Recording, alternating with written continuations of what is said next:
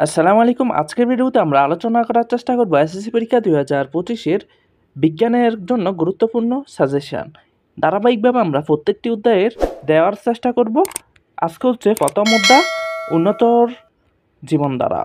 প্রশ্ন নাম্বার ১, কোনটি প্রোটিন সমৃদ্ধ খাবার? এটি হচ্ছে ঘি। উদ্ভিজ্জ আমিষ কোনটি? বাদাম। আখের রসে কোন উপাদানটি রয়েছে? সুক্রোজ। কোনটি পানিতে দ্রবণীয় ভিটামিন? Vitamin B. ফুলের মধুতে পাওয়া যায় কোনটি? সুক্রোজ।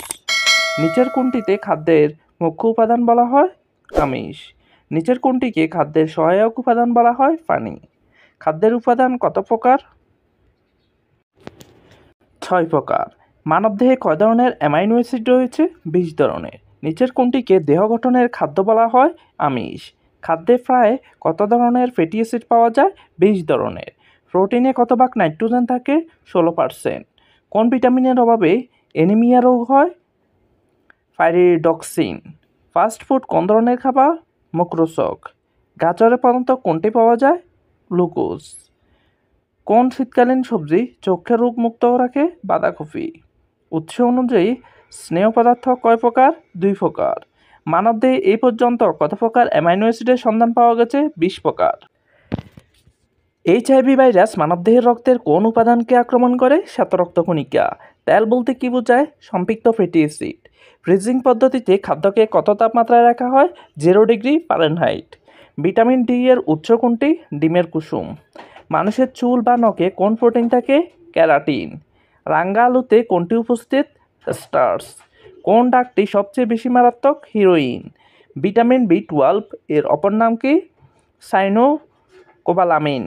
আমাদের দৈহিক ওজনের কত ভাগ পানি? ৫৫ থেকে ৬০%। বৃক্কে কোন কোন ভিটামিন বেশি থাকে? বি6। ক্ষত সারাতে নিচের কোন ভিটামিনটি খুব সহায়ক হিসাবে কাজ করে? Vitamin A.